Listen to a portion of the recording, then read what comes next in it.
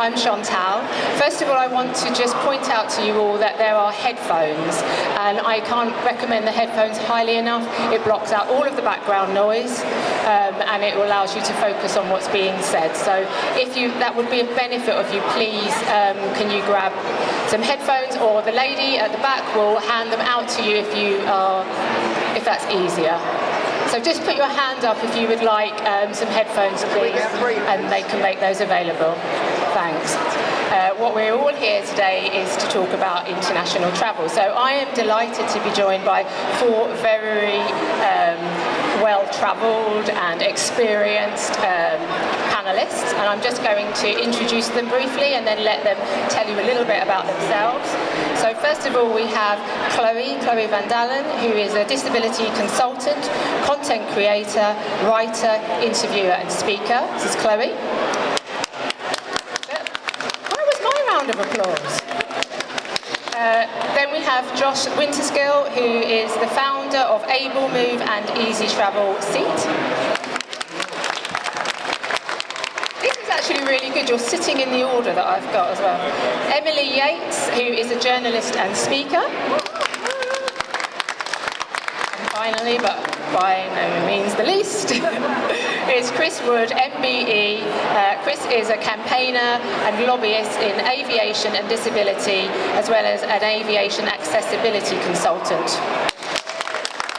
Okay, well, you can do it. So, Chloe, may I ask you to just give everybody a little brief overview of yourself? Hi, my name is Chloe and I came over from the Netherlands for today. I'm a disability consultant and I assess hotels and festivals and help to make places more accessible, and also do this by creating content that shows actually people with a disability enjoying that area. So I do this within the hospitality, tourism and entertainment industry. I'm part of a lot of international and national disability platforms where I interview people I write about it, and I create content visually or via pictures. And yeah, I'm really happy to meet the panelists here as well today, so I'll pass it on.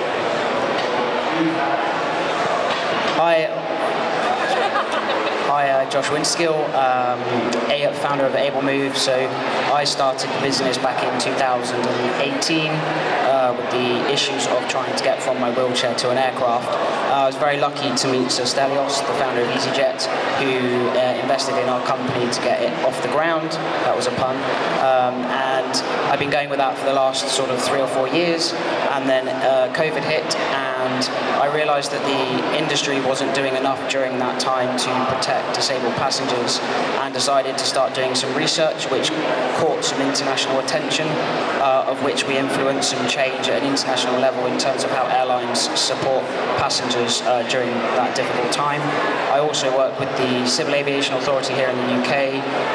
I support EasyJet's advisory group. I also run Cornwall Nuki's accessibility group, and IATA as well. So that's enough of me. I'm being tapped, so I'm waffling. My name's Emily Yates. My name's Emily Yates. Hello. I have a journalism and broadcasting background, having written and presented on accessible travel and disability issues for the BBC, The Guardian, The Lonely Planet, and I am now the head of accessibility and inclusive design at a human-centred design agency called MIMA, and we help businesses in the travel and transport, culture and heritage and global events sector improve their physical, social and digital accessibility. Really nice to be here. Thank you so much.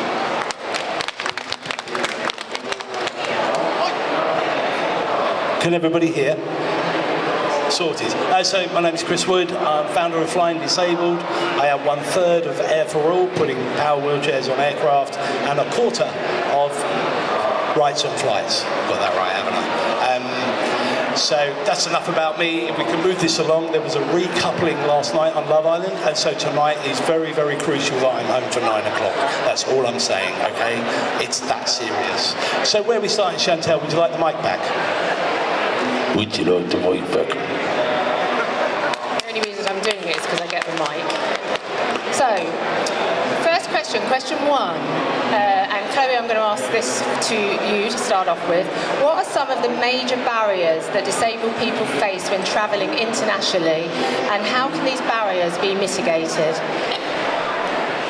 I think in general it starts with the correct information. So most of the time you're busy so much actually doing research to find out actually which places are accessible. And I think so it already starts with the correct information on the website, showcasing actually people with disability. And I definitely think we should bring more people on board, like disability consultants, actually with disability giving our opinion and helping organising places.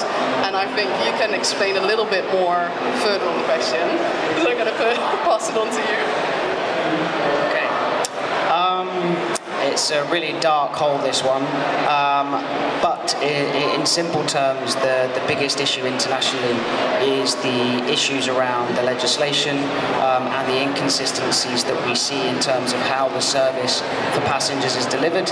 It's different in the States to how it's done in the UK, for instance, and it causes major issues in terms of people expecting a service. In reality, it's supposed to, in theory, with what we have today, the service is supposed to be the same, but in reality it's not, and there's lots of issues around that.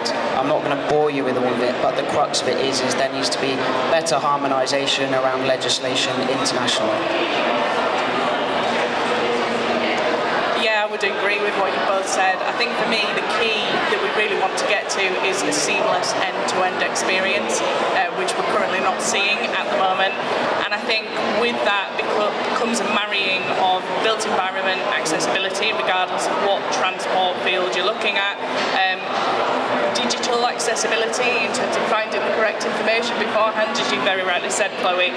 But what I am always really keen to focus on is how social accessibility, operational accessibility, the shifting of mindsets and perceptions can glue those two things together, because in my opinion you can go to the most physically accessible venue, airport, rail station in the world, and you can have a great time in terms of that built environment, but actually if staff members treat you like a second-class citizen once you're there because you're disabled, i.e.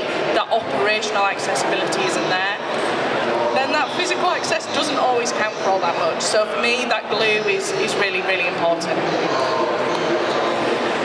Air travel and accessibility is carnage. When you leave London, you should have the same service in Barcelona, Stockholm, in LA, in Mumbai, but it doesn't work like that. We have training and it's all different all around the world. It should be the same. Whatever level of service you get, you should have the same in those different countries. Now, it's easier than it sounds, right? We should all be talking to each other, right? But thankfully in aviation there is quite a small group of people, so we all do talk to each other, and there is a lot of work in that area going around at the moment, and I can say no more than that. And we also need to change the infrastructure, because when you get to the cabin door, it's shite, and it's brutal, and that has to change. So that's what I think. Chantal.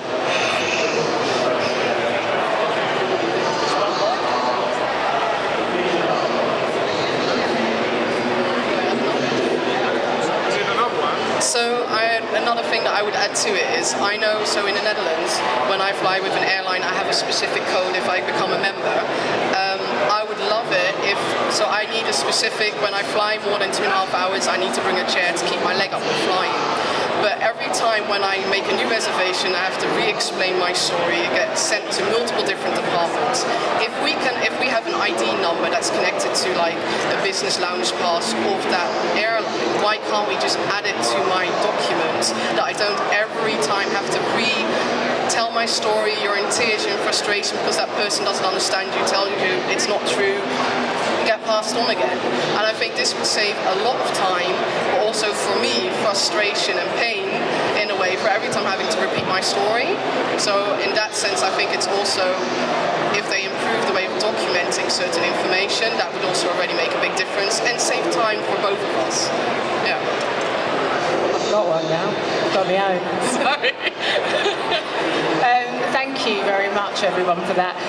How can travel agencies, airlines and other travel service providers better cater to the unique needs and requirements of disabled people? So, Chris, I'm going to come to you for that first, please. Thank you. I think they would appreciate, we go back to this word harmonisation and a seamless journey. We have Airbnb providing accessible accommodation around the world. We have Google wheelchair mapping our cities, and the only block in the way is air travel. It has no harmonisation, and getting inside the cabin is a pretty grim process, as I've done with my daughter and my son numerous times. So I think we need to, if we can break aviation, it sounds like an awful thing to say, but they are the last bastion of air travel, which is really not designed to be inclusive, and they know it. And so if we can break that, then we have that seamless journey. And then a travel agent, I could walk in and go, I want to take my daughter skiing to Austria. They go, great, booked your flight, you've got space number 1 down the front for your wheelchair, job done. And the ground crew will find it easier. The people at the airport will find it easier. All the other people on the airline and cabin crew, they'll find it easier. Anybody not hearing this, and I talk in aviation that they are hearing it, so they are about to get the house in order, I think. Emily? Totally agree with all of that. I would just like to focus internally for a second, because I think one thing that hopefully airports, airlines, operators would benefit from is really thinking about their own internal culture and inclusive recruitment processes. We focus a lot on the passenger experience, and absolutely that needs to change, and quickly. But I think one way that could possibly hurry up is by making sure that disabled people are part of that internal team. They are working as staff members within that transport system. They are in leadership positions within that transport system. I worked with a particular airport recently, and they were really, really excited to tell me that they had a wheelchair-using member of staff on their books, and that I would see them that day when I went around. So I was really excited to see them too. And I went round, and I kid you not, this wheelchair user, her job all day, every day, was handing out those clear plastic bags that everybody needs to put their equipment in when they're taking their hand luggage on board. And she couldn't go in any other roles because the infrastructure wasn't there that she required. So I think if we can start making those changes from the inside, hopefully that passenger experience will get to be a little bit more seamless externally. They're really missing out on talent there, aren't they? I mean, what that individual could bring to that airport is, amazing. So that needs to change. Thanks, Josh. So I'm going to add 2 points. Just on Emily's first point, we are seeing a couple of UK carriers actually leveraging their internal workforce. So they are setting up, they're called something like DENs, Disability Employee Networks. We are seeing organisations with ERGs, Employee Resource Groups. So I think airlines and airports, etc., are starting to really understand how they can start leveraging their workforce rather than necessarily either ignoring it or going externally. And what I've recently advised is that they don't just start relying now on the internal, they still need to put their head outside externally and engage with external groups anyway. So it's actually getting a balancing act of both. And to answer, or to your point, Chloe, earlier, the industry itself, in order to achieve this harmonisation, it is very much about understanding each individual and allowing individuals to share what's important to them at different parts of the journey. And in order to do that, we need the ability to facilitate that information to the industry. The challenge the industry has at the moment, it doesn't have the modern infrastructure necessarily to easily facilitate that, and there's huge costs involved. So what we do know at the moment is industry is trying to address these challenges with various technology companies of varying different shapes and sizes, but it's a known issue and the industry wants to solve it. It's just an extremely difficult one to solve. Thank you. So, third question here. Are there any global organisations or initiatives that you are aware of that promote accessible and inclusive travel for disabled individuals? And what impact have they had so far? Or can you suggest that what we can do moving forward? So it sounds like we need an umbrella over the globe to really crack the nut that you've all been talking about. But Chloe, if I could come to you first.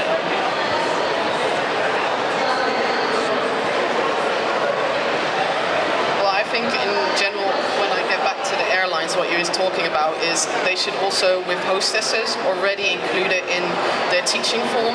So because now the only thing they're taught is, oh, there are people with disabilities, but I think it should be an entire chapter that they're taught about how to, part of hospitality, to treat people with a disability, don't be afraid of them, treat them with the same respect as you would do anybody else. With organizations, I know you have Wheel Around the World, that's one of them that I know. Disability Travel Diaries is one that I'm a part of as well. It shows experience from different people with different disabilities. The other one that I know is Accessible Luxury Hotels, if you like luxury hotels. But so I think it's in different ways. I think working together with projects that actually showcase people with disabilities doing things within tourism, because I'm not going to fully believe an able-bodied person telling me, yeah, it's accessible, because I know there are always going to be some mistakes that they overlook.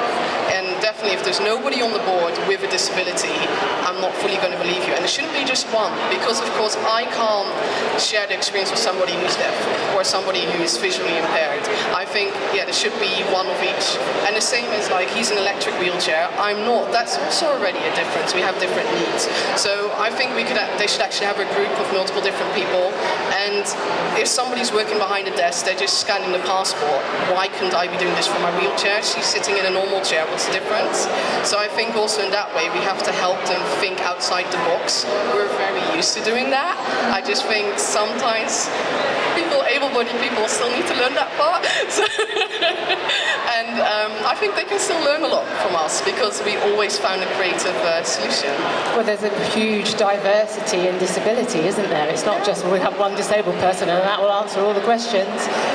You need that diversity of thinking. So Chris, can I go to Chris next, if that's okay? Thank you. Yeah, what were we talking about? Sorry, I just... You're thinking about Love Island, aren't you? Every day of the week, yeah, at the moment. So, I think you're talking about... Do you want to repeat the question? Yeah, go on. Are there any global initiatives or organisations that you're aware of that promote accessible and inclusive international travel for Rights for Flights. They're gonna change things. They seriously are. There's lots of work going on under the radar to change things, and sometimes you have to be under the radar because it blocks out the noise that's coming from every angle. And we go back to that same old word, harmonisation. And unless we have that, we are working in a broken system. It's a broken system. There are ground handlers that get up in the morning and they don't go, I think I'm going to break Josh's wheelchair today. That doesn't happen. They don't think like that. They want to do their best. They really do. We all have a bad day every now and again. Sometimes it goes wrong. It's not them, it's a broken system, and until we can fix it and harmonise it, then groups like Right for Flights, hey, my group, Everall, hey, and all the great work that people have done on the outside when they bring their experience up from events and trains and other modes of transport. We need their voice as well, just to, hey, are you going in the right direction? Have you thought about this? So we sometimes need that advice. Emily. There's an app that I'm particularly excited to use in November when I take an autistic family member of mine on holiday. I can't report back finding yet because it'll be my first time trying it, but it's called At Your Side, and it's for autistic children, and it gives them a visual social story of every aspect of the airport journey. So things that are usually anxiety inducing, like the security system, like going through duty free with all the noise and lights and people, it enables somebody to pre-tool and familiarise themselves with what that process might be before they get there. So I'm particularly excited to try and use that. I know that it's being utilised a lot in Spanish airports at the moment. Alicante, I think, is one. So yeah, that's an initiative I think is really exciting in the sense that a lot of the time people with non-visible impairments and access requirements, as we well know, don't necessarily get the same attention as those of us with visible impairments. Okay, there's a few. The first one, if you haven't used, well, go to technology.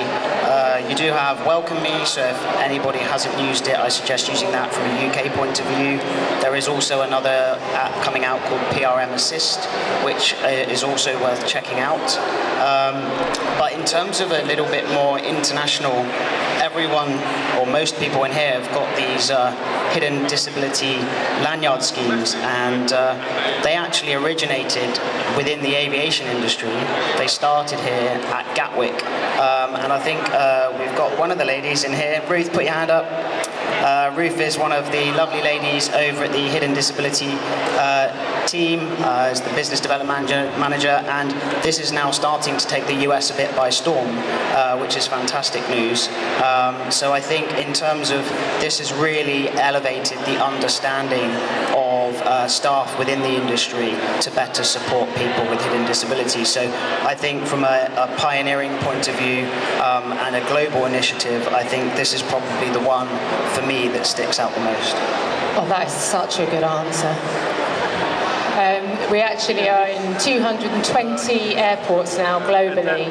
So, thank you. Yeah, and obviously the concept works, doesn't it? Because you're going from one country, from one airport into somewhere else. So you're taking the sunflower with you.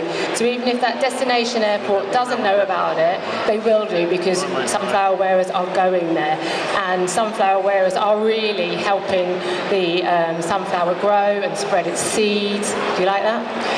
So yeah, thank you. So we wanted to go through our pre-organised questions so that it would allow time for you, the audience, to ask our really experienced panellists some questions. Oh, Chloe, sorry, Chloe. Yeah, go on. But I was asking, because you all just brought up about, like, within the airports, do you think should also be part of education?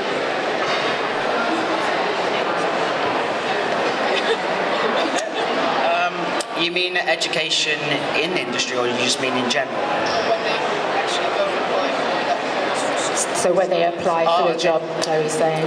No, Chloe raises a really interesting point around I think this is all to do with education in early years about the challenge, not the challenges, but awareness and education of disabilities in general.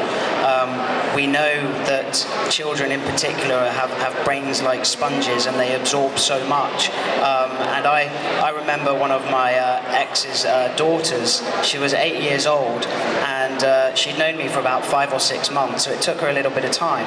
And I'll never forget it, but she looked at me a little bit confused, and I could see something was processing in her head, and she wasn't sure how to ask me the question, but she said, "Josh, why are you in a wheelchair?" And you could see in her head that she was processing it, and she said, "I don't know how." Before she asked me the question, she said, I don't know how to ask this question, and I hope it doesn't offend you," but she asked, "Why am I in a wheelchair?" And I think for an 8-year-old to understand that is massive.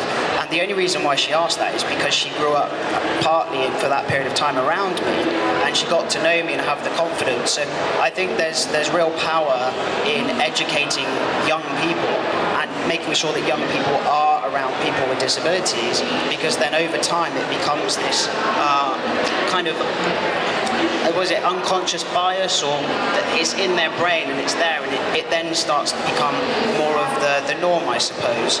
So I think that's probably, from what I've learned, being around children particularly. So I think it's a really good point.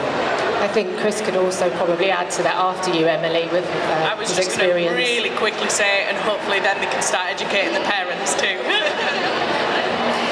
I would argue the younger generation have probably got it right.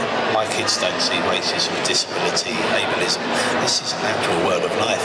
It's white, 60-plus-year-old Caucasian males like me who probably struggle sometimes with their surroundings. Now, I kind of zoned out a little bit earlier. It wasn't because I wasn't listening. I feel like I'm in a silent disco with all the headphones kicking off. Those that have done festivals, yeah, you could do all that. He's listening to The Clash. He's clearly got Pete Tong on going on. So that's kind of, I was like, oh, this is weird. So yeah, Chantal, what's next? So next we throw it out to the audience. So I'm going to bring the mic out. You guys can keep that there. So I'd like the audience, I've done a few of these, and quite often people say, I get a 10-minute question about BA broken or another airline breaking my wheelchair. I've got an inbox full of them and 2 kids that have suffered. We're all here, challenge us. But be nice. Or be horrible, I don't care, I'll walk out. Hi, thank you so much. Can you hear me okay? Yeah, I can't hear myself very well, but as long as you can hear me. I loved what you were saying about there needs to be a council almost. People need to be brought in to share their lived experience. Many years ago, I had a bit of a fight with the DWP about the National Rail. They insisted it was accessible to deaf people, and it just wasn't. It's very hard to make people see things from a disability perspective. They need to bring people on board. My question is, when you go on holiday, everybody understands the concept, right? 1-star hotel, 5-star hotel. Is that not something we can bring in for airports globally? 1-star, 5-star, what do you see being the big kind of barriers to doing something like that? They are already rated, really, aren't they, Josh? The CAA do a framework where airports are rated from poor to very good, and that's available on the CAA website. Yeah, I do. I think we all want the same journey, so to perhaps give that a rating. We're talking TripAdvisor here for airports, yeah? Emily, for you? Like that. Give me the mic. I think it's a really, really interesting question. Just one thing I'll say before Josh can go for it. I think the biggest problem with that, although it's a wonderful idea, is how do you make sure that you've got a star rating for different impairments and different access requirements, because they so often collide and totally oppose each other. What might suit somebody who's blind or partially sighted is often completely different to someone who's neurodivergent, for example. And the other thing is, that would be amazing, but let's make sure that the whole end-to-end experience, from being on your computer and booking your ticket to actually going out the other side to the arrivals journey is considered. So I think as long as it considered those 2 points, amazing, but I don't think it's currently where it should be. I have an example of this. So a toilet on an aircraft, what are they, I hear you say? So I was asked to look at a toilet, and the company that were building it were over in Singapore, and they said, Chris, we want it to be as diverse as possible, cover every single accessibility that we can. So we looked at it, and what was good for somebody that was deaf could hurt somebody that is blind or autistic. So voice control, think of that. 2 things. First of all, how does that affect somebody who is blind? And secondly, what language do we use? We have to remember aviation is global, so we use the word disability here. In America, they still use handicapped. In the UAE, they use people of determination. So we're crossing some international borders here. So the rules of engagement can be very difficult, and that's simply on a culture. Not based on anything anybody's doing, it's a culture, and we have to remember and respect that culture that is different. Josh, could you elaborate on that? Do fish get thirsty?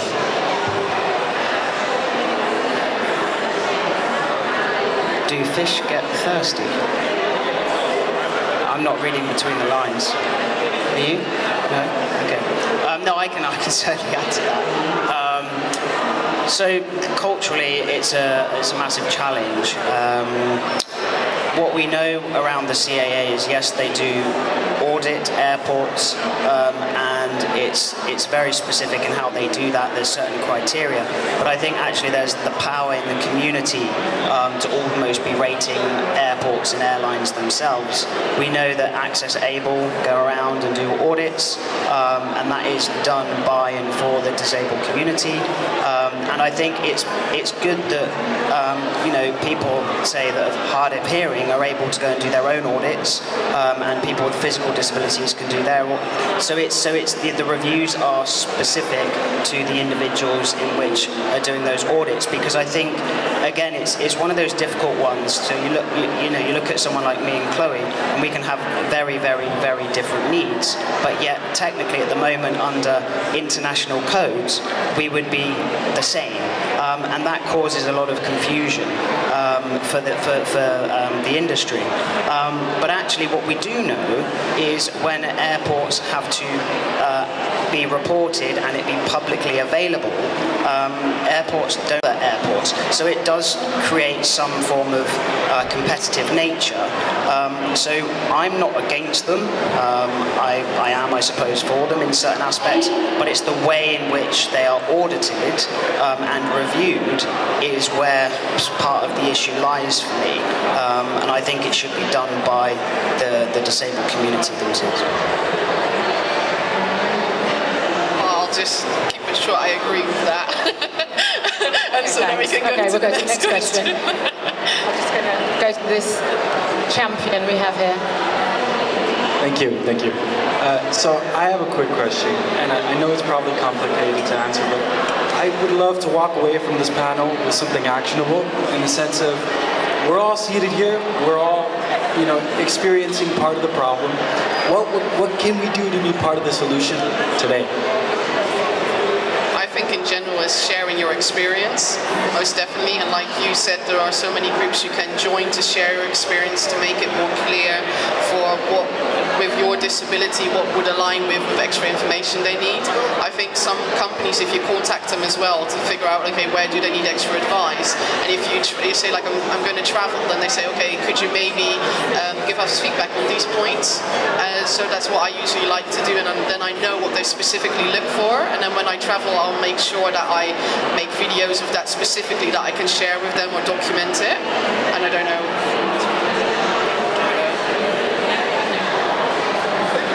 I think it's such a great question. I think the one thing that I would say to help be solution focused rather than necessarily problem focused, although focusing on the problem is still important sometimes, is that I'd like to see more praise for the people that are doing it well, for the organisations and the businesses that are doing it well, so the people that aren't have a benchmark to look to, and I think that's something so simple that we can all do. Yes, speak out when there's an issue, absolutely, but also don't be afraid to cheer and celebrate and praise the people that are doing it well, because I don't think we do that enough. Guerrilla tactics. Okay, tie your wheelchair to an aircraft just as it's flying off and see what they do. Is that a bit too kind of left field? I love it.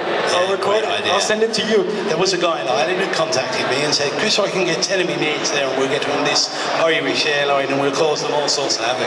I said, not in my name. Don't do that. So no, guerrilla tactics are not good. And it's strange, and I think it has a lot of power. Your accent there is, I could always say Canadian if you're American. So is it something like that? So I'm actually international. I've lived... Oh, you can't give me that. Come on, you got a passport. What is it? It's US and Mexican. Oh, rest my case. Okay. A Yaxican. Yes. But I also lived in Germany for 4 years. Yeah, you're just confusing me now. Right, so I say this to everybody, and it's really boring though, isn't it? But they're in power, MPs write to them, and they have to respond. And trust me, the more voices that are heard with government, then things happen. So, and I know it's really dull, and if you hate your MP, just be nice to him for a little while. Okay, so yeah. Anybody else got Chantal? You want to?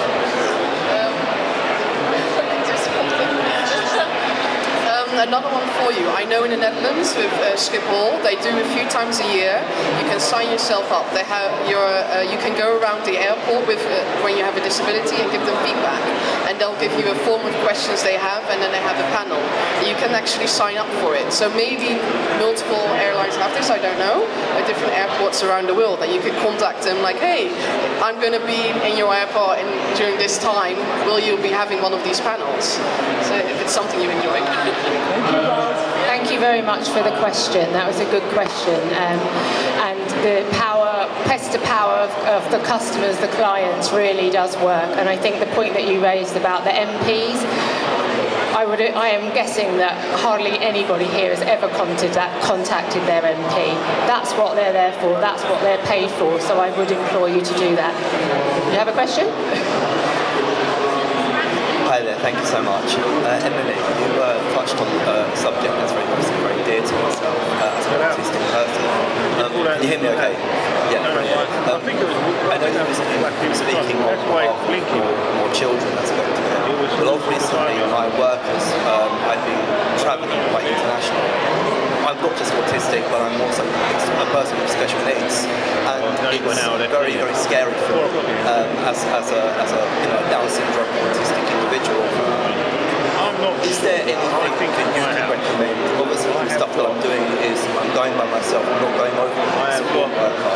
Is there anything that you could kindly recommend, or any of you guys? No. I know I'm using that word that no one wants to talk about when I think special needs. It's like, oh, I don't know what to do now. I'm scared, But yeah, if you have any advice, that would be fantastic. Such a good question, and I'm racking my brains to think if I've got any immediate advice. I think you raise a really interesting point, though. While I think of some advice, I think you raise a really interesting point that often the scariest parts of an airport experience, a transport experience, are ones, isn't it strange, where we have to interact with other people. Isn't that bizarre? Like a security moment, duty-free, getting onto the aircraft itself. It's always those elements that seem to fall down and cause the greatest anxiety. So I think whilst it's not maybe personal advice to you, I think one of the biggest things that we can start doing and really encourage people to do a bit more of is making sure that those staff are trained, and that glue, that operational glue, is where it should be to make your journey as inclusive and enjoyable and as equitable as it could possibly be. Sorry, that's not a personal advice point to you, and I will try and think a little bit more while other people answer. Does anybody else have a response? So what is it that you focus on when you travel? What gives you the most anxiety if you go somewhere, that we can maybe think of a solution? Thanks, Chloe. I think for myself, it's obviously being someone who's autistic, and as you rightly said, the lights, the noise aspect of it. I'm very fortunate to go straight through. That's something that, but it can be a very scary and quite daunting time, especially when, I'm going to be honest with you, there's no training. So when there's completely no training, I mean, like recently I just come from Paris on Eurostar, and they were nice, they were kind, but you could clearly see I had no clue of what they were doing. They were turning around and saying, sit here, and I was like, I can't. And they're like, why? I was like, because I can't be around too many people. Like I'm literally shaking. And they were like, well, there's nothing we can do. So when I'm in a situation now, in Paris, I'm like, there's nothing you can do. And then they can clearly see me that I'm seriously just breaking in sweats. I'm going your hair colour at that moment in time, right? So it's like, and they're like, well, okay, come with us and we'll sit you down. No training. And it's going back to that word again, special needs. Disability, special needs, it should go hand in hand, but it just doesn't. That's the difficult thing, isn't it? Having training and so many disabilities that there are. That's the challenge, that organisations who are trying to become accessible for their visitors, passengers, that's a very difficult one to answer. Has anybody else got any questions on that side of the room? Or you put your hand up quite a few times. Oh, here you go. Hi, my name is Carmen, and I come from Asia. I'm just very interested to know, because I guess a lot of us have a lot of experience in being as a consultancy. So just to share, in Asia, what we do in Asia and even in China, what we're trying to do is we build an alliance of disabled consultancy, particularly on tourism. So we have specialists that are familiar with aircraft, hotel, traveling, with tourism, the accessibility of tourism for places like that. So what it works as an alliance that you could be able to travel. I mean, that's what we've been doing, like in Thailand. Thailand Tourism Board, they actually invited the alliance to go visit and to provide like a test run. Because they want people to try everything, that people have the wisdom, like you guys, don't have the wisdom to give good advice and to know what it should be done in the right way. So I'm just wondering, in UK or either in Europe, do we have this sort of alliance? Because it would be interesting that if we could form an alliance, say, people like us, you guys can go to like Asian cities, you guys can help to communicate, because I do believe that there are a lot of accessibility things, but because of loss of language or translation, you guys might not do. But I think that this kind of practice, to be globally, can make a very good impact.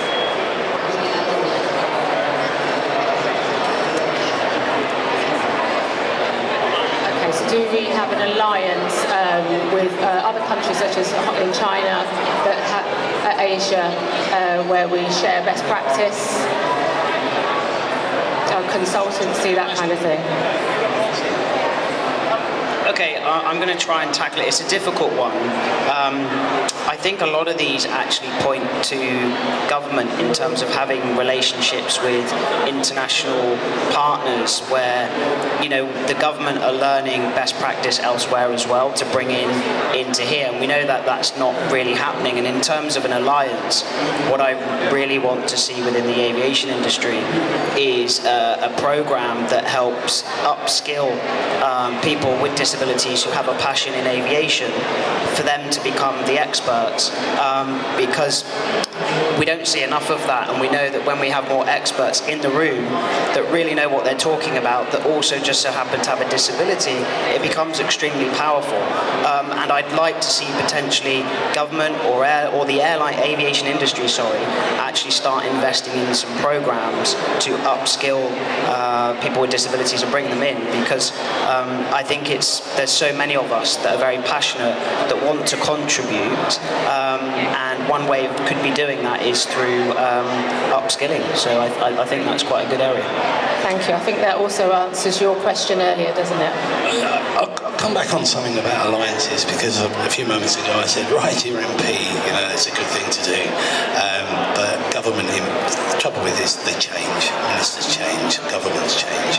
If we have a permanent alliance, we've got 5 continents in the world. It's 5, isn't it? It's been a long day. 5 continents, and we can bring representatives from each continent. Doesn't necessarily have to be the countries. And those are the people that should be tackling aviation. Governments are funny buggers. They're not to be trusted, really, are they? Let's be clear. But I think, so from the UK, we could set up a group. We should interact regularly. We do that virtually these days. Life is so much easier. So in answer to your question, yes, but we don't want to become the people's front of Judea and the Judea people's front, and we all hate each other. That's what we don't want, okay? I don't know, how much time do we have left? Who's on time? 5 minutes. So, another question. Okay, thank you. I'm coming to you. So we've only got 5 minutes, so if we can keep the question concise. Thank you. I'm passionate about supporting people living with dementia and older adults with disabilities who have a range of accessibility needs. My question is, should we be thinking more about common accessibility needs to make it simpler for airport staff? So for example, for the gentleman, it's about a quiet environment. Should we be working together across disabilities and highlighting common accessibility needs? So my mother's 80 and she can't book a flight. I have to do it for her because everything's digital now. And even the airport environment is a struggle. We are a global population. We have family all over the world, and often dementia and Alzheimer's is one of those things. Can we cover all bases? With the right people, possibly. Can it be implemented? No one's done it before, but I think it's a good trigger to start, and we should start looking at that. But that's probably not a question for me, actually. Go. You know everything. I think this kind of may answer the question, but it doesn't answer it fully. When we look at maybe the built environment, for instance, one of the things we're trying to push for is universal design, where we are building for the majority of accessibility where we can. And I think this is where we then need the groups with the understanding of the disability space to then contribute into industry. And this goes back to kind of an earlier point, which is where we're getting lots of different views coming into industry from lots of different angles, which then causes different countries or different businesses to design in different ways, where they think they're doing the right thing, but sometimes it's actually the opposite. So it's really, really difficult to answer that question in full. But I think universal design is something that's going to play a really key role going forward. Sorry? Designing for our older selves. Yes. Yes. And also, Chris, you touched on a really interesting point around the older generation that, let's say, isn't as tech savvy. And what we are seeing is the industry moving towards digital, as we know, and we are seeing some airlines that are actually starting to remove phone numbers, where it's making it really hard for people to access assistance for support. And that's a real concern of mine that I've been raising, because there are people out there that just can't use technology or don't want to use it, and now they're falling foul because the airlines are deciding to remove telephone numbers to support. So there is a very big risk where people could end up missing out. Yeah, I definitely agree with that, because I prefer calling actually, because then I'm 100% sure that I got to speak to somebody, the information got through. So I would always want to do that, especially if I'm booking a long haul flight. But I think overall what you said, if there could be a universal guide, I guess, that I know they are working towards it within the EU, but they don't have one specific department yet. So I think that's where it goes wrong. Everybody's doing it by themselves. They have to learn to work together. And I think it is something they're working towards, but it won't happen within the year. I think that brings us to a close. Is that right? Have we run out of time? One more minute. We've got 1 minute. We've got 1 minute. 1 minute. 1 minute. Thank you. It's been very informative. Thank you very much. My name's Heather, and I have narcolepsy, so it's a bit of a weird one. I have been snoozing, but I have actually heard what you've said. And I just wanted to, can I pass this around the audience and just say, where have you been? And just say one place that you absolutely loved. So, I went to Finland and I absolutely loved it. I went to the Netherlands and it was brilliant. Bermuda. Warsaw, and it was wicked. Okay, we're going to make us jealous if you're talking about your trips. So I just want to thank our panel, Chris, Emily, Josh and Chloe, and all of you for contributing. Josh has got a stand up there, N13, so we will both be there if you have any questions, and we're going to hang around until the pub's open, okay? Go to stand 13. Thank you too! Very